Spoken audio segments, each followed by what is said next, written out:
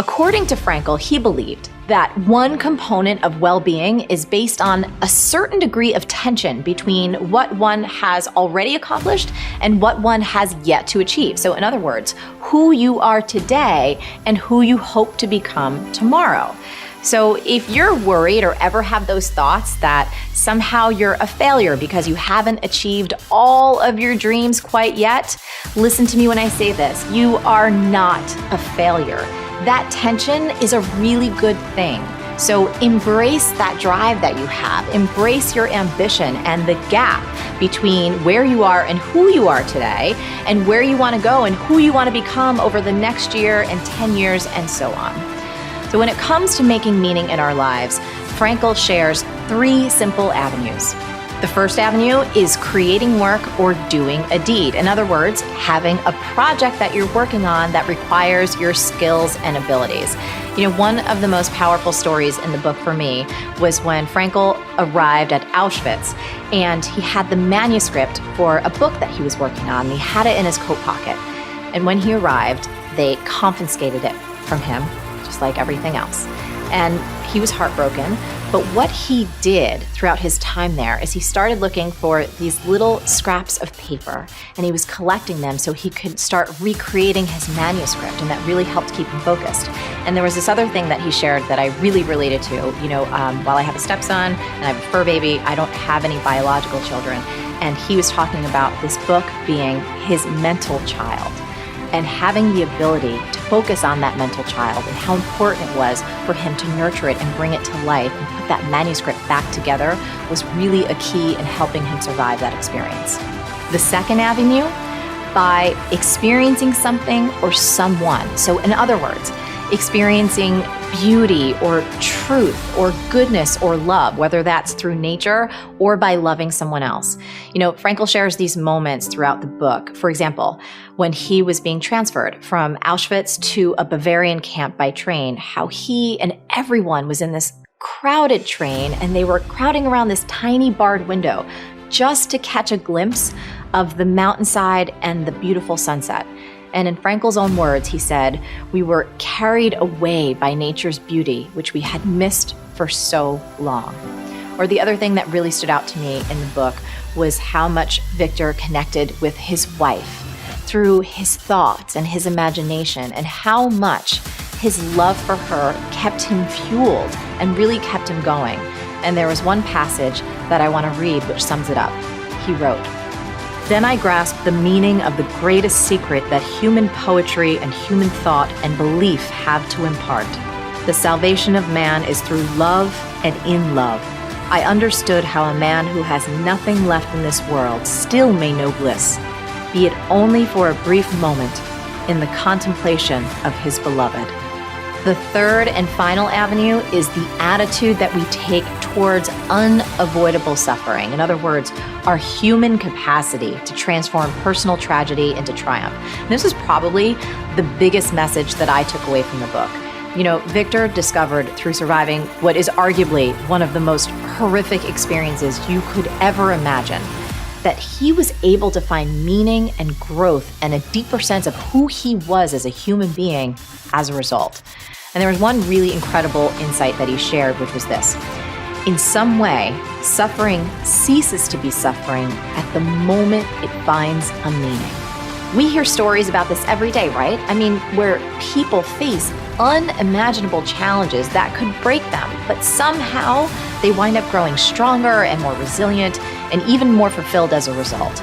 So while there are many different schools of thought around meaning and fulfillment, I found Viktor Frankl's 3-part framework really speaks to my heart. One of the reasons that I love it so much is because I think many of us can get lost looking outside of ourselves for how to create a meaningful life. And what Viktor Frankl so beautifully teaches us is that each of those 3 avenues is completely within our control. So whether you're watching this over the holidays or any time of year, and you're feeling a little down or you're feeling a little empty, I want you to remember this. Because the truth is, you can feel fully alive in any situation, or you can feel like total crap in any situation. It's not the circumstances, it's actually what you bring to them. Once I really got this, I was so much happier. I was performing in my jobs better, and ironically, everything that I wanted to create in my future started happening a lot faster. Last year, I had a life-changing carb craving. Specifically, I wanted a croissant. And my first thought, I should walk around the corner to that cute little French bakery that I've been always meaning to try. It's one of those places that you probably have in your neighborhood where you walk by a million times, but for whatever reason, you never go in. So I walk over, and as I'm getting up to the door, I notice this little white piece of paper on the glass door, and it says this: closed due to vacation. Now, typically when I go to a store and it's closed, I'm usually like, wah, wah. But this time, I was actually like, OMG, closed due to vacation? It's a revelation! This is a party! There was no disappointment. In fact, it was super inspiring to me that someone could close down their entire business for an extended period of time just for vacation. So nobody died, they weren't going out of business, it wasn't renovation. Nope, they just wanted to take time off.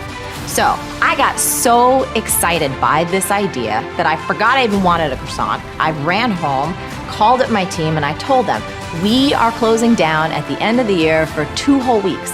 And we did it then, and guess what? We're doing again right now. We're closing down for the next 2 weeks.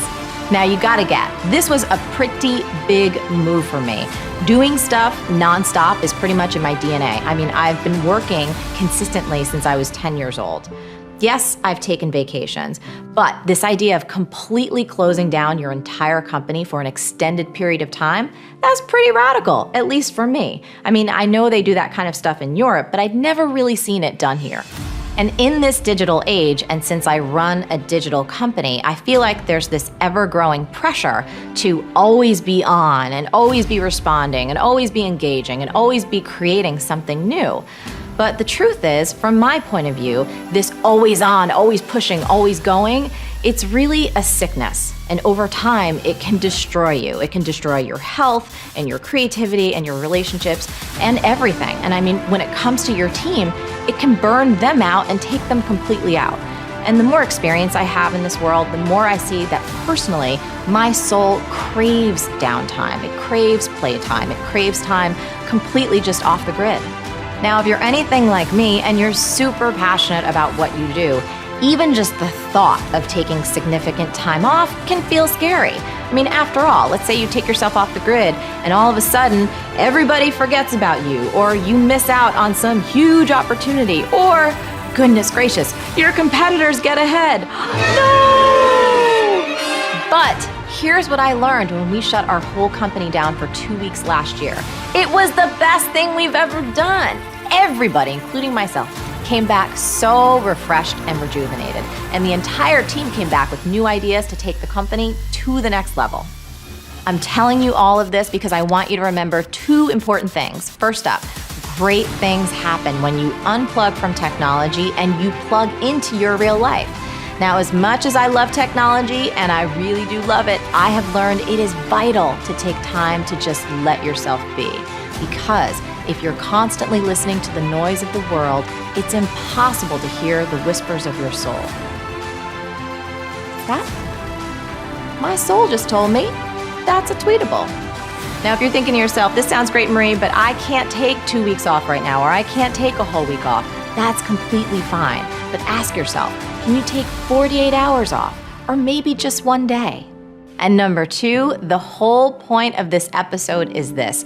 You get to write the rules in your business and your life. Question everything that you think you have to do. Really challenge those assumptions.